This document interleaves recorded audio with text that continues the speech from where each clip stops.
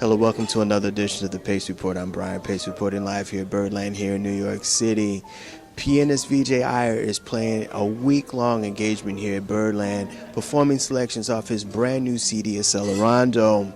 Over the last 3 or 4 years, he's done some incredible things in the world of jazz. His last CD was nominated for a Grammy, and this brand new CD, he's stretching out further with his trio, and he's really playing some selections that are really diverse, ranging from the funk band Heatwave to Duke Ellington.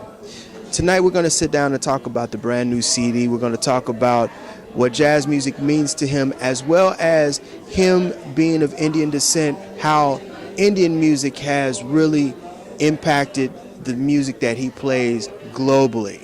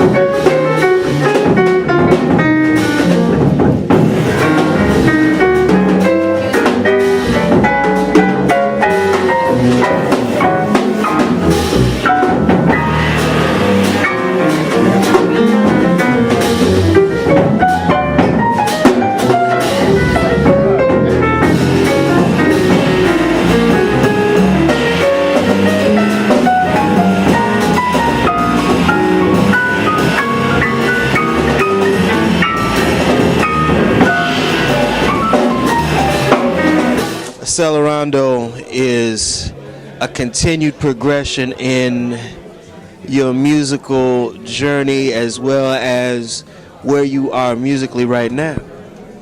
Well, thank you for saying that. I mean, it's a document of where the group is now, you know. The group has been developing a lot because we've been playing live a lot. You know, we've had the benefit of lots of experiences connecting with audiences. And that teaches you something that nothing else will, you know, about the communicative power of music. So that's sort of whatever we've arrived at through that whole process is that's sort of what I wanted to document with this album, you know. You know, this is a very different project from your last project, Historicity, and I think on this project what I'm hearing is you're stretching out as far as the percussive side of your piano playing. Yeah, there's more of that, I think. I mean, Historicity was sort of like a beginning, you know, but I think one thing that we kind of started to focus on more as the rhythm section is just sort of like the art of the rhythm section, which is not specific to jazz, you know, like it's something that transcends genres and eras and communities of music. And, you know, like I think about James Brown's rhythm section, I think about the Band of Gypsies, I think about Earth, Wind and Fire and the Meters, and and Ohio Players and P-Funk All-Stars and all that stuff, like that's a whole other dimension that there's a lot of discipline and science and study and knowledge in that whole heritage too that people don't think of as part of this music. But we're always relating as a rhythm section, drawing from those multiple streams, and then that comes up to today too. Like when you think about how producers put tracks together, they're thinking in the same ways as in the same way that Roy Haynes thought about rhythm. Like in terms of like getting a really specific feeling from the manipulation of time. I thought it was very bold of you to do Heatwave on this. I mean, because Heatwave, Rod Temperton is one of my main funk dudes. Yeah. He goes that history with him and Quincy Jones, but you jazzed it out on this CD, and you also touch a little toes of some Ellington on here also. Yes, well, it's all part of the same spectrum of music as communication and music as an impulse for movement. That song by Heatwave I heard about because it was sampled by some hip hop cats, and that's where I kind of like that's sort of how I discovered it, sort of retroactively, I guess, and so then I was thinking about some rhythmic ideas of my own that were kind of like dealing with cutting up the pulse in a specific way, and I thought that I just sort of noticed that it could work with this song. Which was like, the song was kind of haunting me to begin with, and then I checked out this like juxtaposition of that song with this rhythm, and then that became something. As far as the Duke Ellington piece, I mean, that was a piece that was written for a dance company. It was written for Alvin Ailey, and it has this like nobility to it, and this kind of swagger to it, and this like beautiful arc of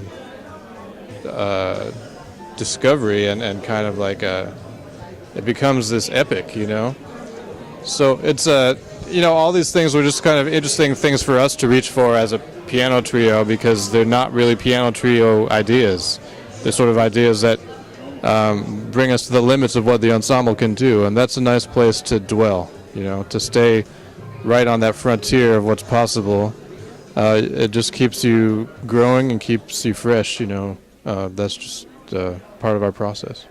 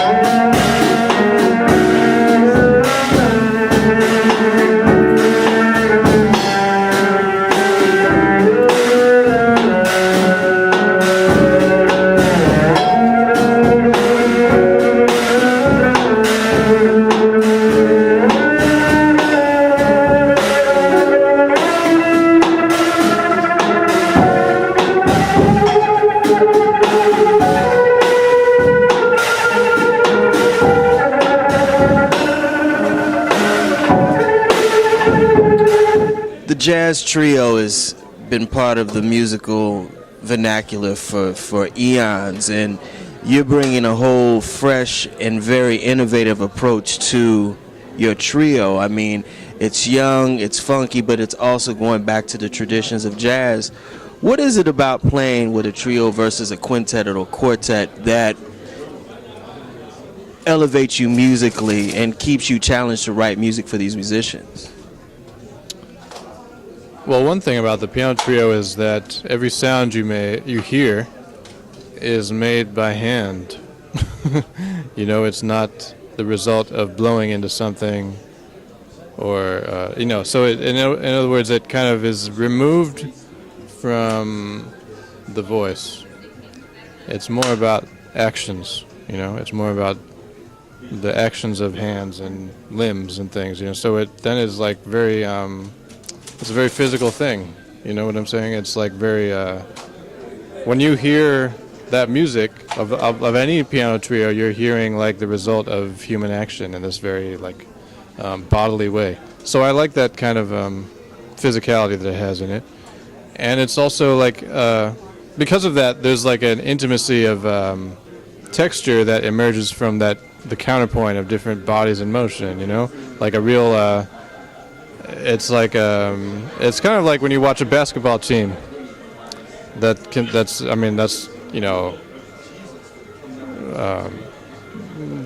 like the kind of dynamic, the interplay, the way they're always sort of making space for each other.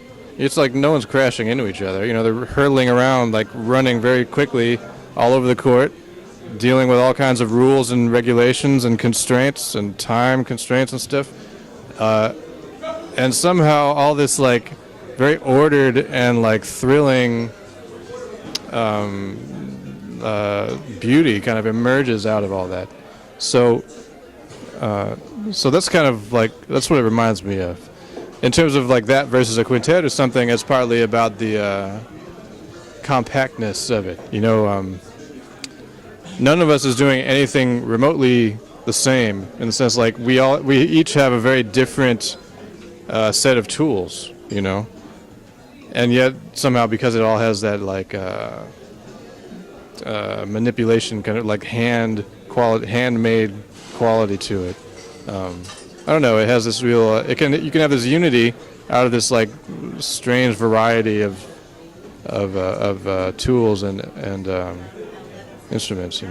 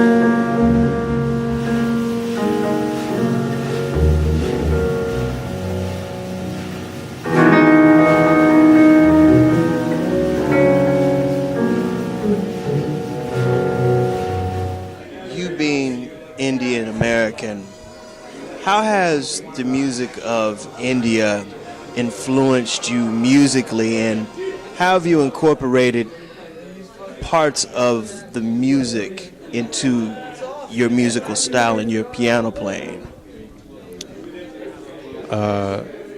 It's been a huge influence on me for the last almost 20 years. It's been a major topic of my attention. I'm very influenced particularly by Carnatic music, which is South Indian classical music. My parents are ethnically South Indian, they're Tamil. And the rhythmic ideas and rhythmic virtuosity that you find in Carnatic music, it's very improvisational, it's very rigorous. It's like a lot of real-time mathematics and a lot of like miraculous synchronies. And that's been a huge influence on everything I've done ever since I started making albums in the mid-90s. You know, it's the influence of Indian music is everywhere in my music.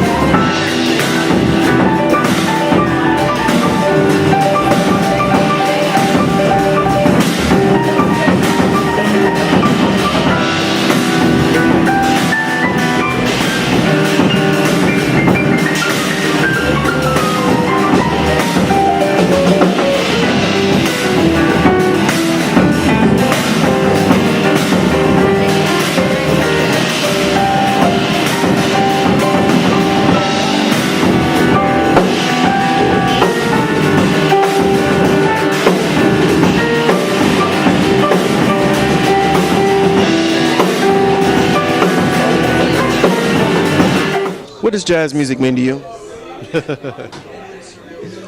Well, when we use that word, for me it has to refer to the community that values this music. You know, it's a heritage, it's a history of a community, and it's also a history of ideas that people had coming from that community. And it's a body of knowledge, you know, and it's an archive of recorded music.